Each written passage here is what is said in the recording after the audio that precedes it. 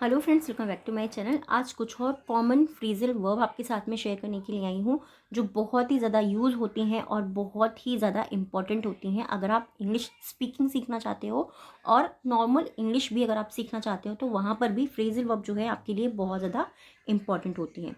20 phrasal verb आपके साथ में ऑलरेडी मैं शेयर कर चुकी हूँ। अब आगे की जो है फ्रेजल वर्ब मैं आपके साथ में शेयर कर रही हूँ। फर्स्ट जो हमारी फ्रेजल वर्ब होने वाली है वो है ईट अप। ईट अप का मतलब होता है सब खा जाना, यानी कि जो भी कुछ खाना रखा हुआ है उसको सबको ख़त्म कर देना, ईट अप। अब यहाँ पर सिर्फ खाने से ही फ्रेजल वर्ब का मीनिंग नहीं होता है।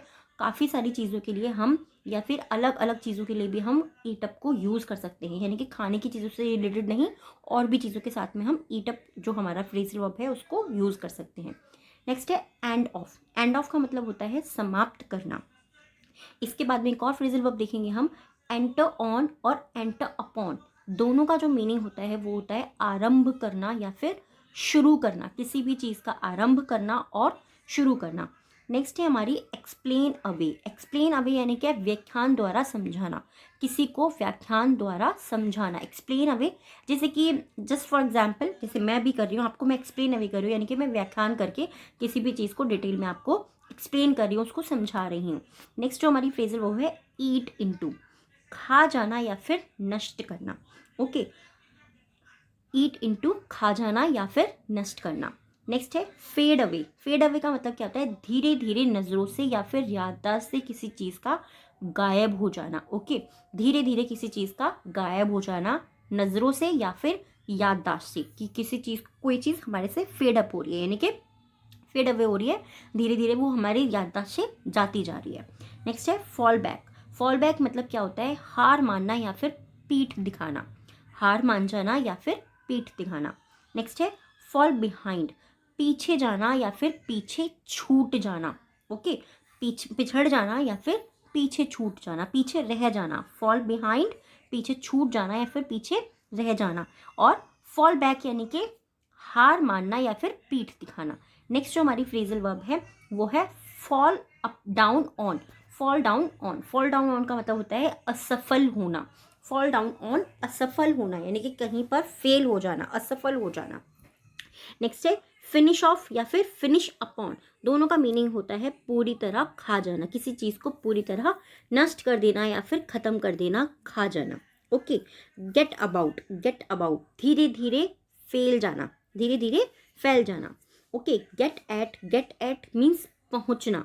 बहुत ही सिंपल है, बट यस, कई बार ऐसा होता है कोई सेंटेंस आता है वहां पर मीनिंग हिंदी में लिखा होता है पहुंचना, बट इंग्लिश में जो है ना लिखा होता है वर्ड गेट इट, और हम लोग उसको समझ ही नहीं पाते। इसीलिए मैं आपको हमेशा कहती हूँ फ्रेजल वर्ब जो है ना उनको हमेशा याद करते रहना चाहिए, पढ़ते रहना चाहिए, क्योंकि ये बहुत ज़्यादा इंपॉर्टेंट होती हैं।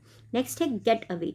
गेट अवे मतलब बचकर निकल जाना, भाग जाना, या फिर किसी को मुफ्त में या तोहफे के तौर पर कोई चीज़ उपहार के तौर पर देना। गेट अवे, बचकर निकल जाना या फिर भाग जाना। गेट बाय मतलब जिंदा रहना, गेट बाय मीन्स जिंदा रहना। एक चीज़ हमेशा याद रखिए, गेट बाय का मतलब सिर्फ जिंदा रहना नहीं है, इसके और भी बहुत सारे मीनिंग हो सकते हैं, बट मैं अभी आपके साथ में जो है कुछ ही मीनिंग शेयर कर रही हूँ जिससे कि आप कंफ्यूज ना हो। ओके, नेक्स्ट है get down. Get down means निकल जाना। हैंड डाउन, सौंपना या परंपरागत ढंग से किसी को कोई चीज़ दे देना। जैसे कि होता है ना कि हमारे यहाँ तो ये जो है ना पुश्तैनी ये चीज़ चलती आ रही है, तो उसको हम बोलेंगे परंपरागत से किसी को हैंड डाउन करना, उनको वो चीज़ सौंप देना या फिर दे देना। जैसे लड़कियों को होता है ना कि उनकी शादियाँ हो रही होती हैं तो फिर उनको जो भी उनकी ज्वेलरी वगैरह होती है, जो पुश्तैनी होती है, जो परंपरागत होती है, तो वो एक बहू को फिर दूसरी बहू को, इस तरीके से सेंस में हम इस चीज़ को समझ सकते हैं। और भी बहुत एग्जाम्पल हो सकते हैं समझने के, बट मुझे फिलहाल यही दिमाग में आया एक्सप्लेन करने का। ओके, नेक्स्ट है hang out. Hang about, sorry, hang about मतलब होता है भटकना या फिर बिना किसी उद्देश्य के खड़ा रहना। हैंग अबाउट, भटकना और बिना किसी उद्देश्य के खड़ा रहना। हैंग ऑन यानी कि जकड़ कर पकड़ना, जकड़ कर पकड़ना। हैंग ऑन मीन्स जकड़ कर पकड़ना। हैव समथिंग बैक, वापस पाना, किसी भी चीज़ को वापस पाना। हैव समथिंग बैक यानी कि किसी वस्तु को, किसी चीज़ को वापस पाना। हेयर आउट मतलब अंत तक सुनना। हेयर आउट, अंत तक सुनना। किसी भी चीज़ को, किसी भी बात को, कोई पॉडकास्ट सुन रहे हैं आप, कोई वीडियो सुन रहे हैं आप, किसी भी चीज़ को अगर आप सुन रहे हैं, अगर आप बोलना चाहते हैं कि मैंने उसको अंत तक सुना या मैंने वो चीज़ अंत तक सुनी थी, तो वहाँ पर सिंपली आप यूज़ कर सकते हैं फ्रेजल वर्ब हेयर आउट का। आई होप ये जो 20 फ्रेजल वर्ब हैं इनको आप ज़रूर यूज़ करोगे, इनसे एक सेंटेंस ज़रूर बनाओगे। कोई भी एक या दो फ्रेजल वर्ब आप ले सकते हो इन 20 में से, और फ्रेजल वर्ब में को यूज़ करके आप एक सेंटेंस ज़रूर बनाइए।